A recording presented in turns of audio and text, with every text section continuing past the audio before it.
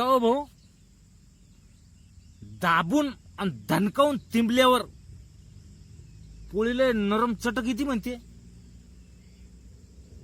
मी video पाहिला बरं, स्वयंपाकाचा व्हिडिओ पाहिला आणि त्या स्वयंपाकाच्या व्हिडिओ मध्ये त्यानं सांगितलं होतं दणकावून आणि दाबून तिंबलं की पोळी नरम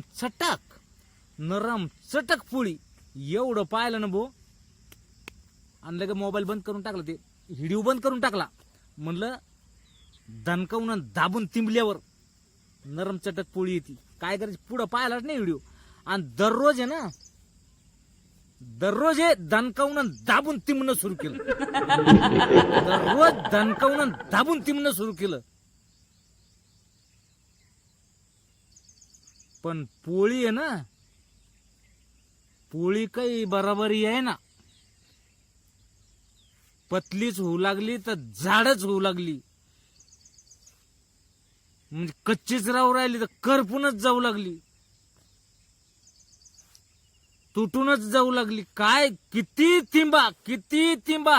अहो सकाळी बी एकदा आणि संध्याकाळी बी एकदा, 2 टाइम तिंबणं सुरू केलं.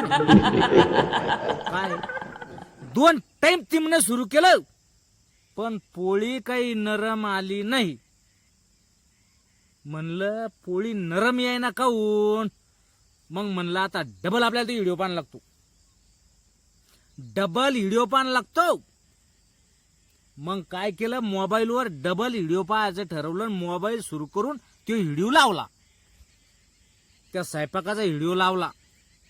जेव्हा त्या स्वयंपाकाचा व्हिडिओ लावला आणि बांधा पाहिला, तेव्हा त्यानं सांगितलं होतं दणकावून आणि दाबून पीठ तिंबायचं. दणकावून आणि दाबून पीठ तिंबायचं सांगितलं होतं.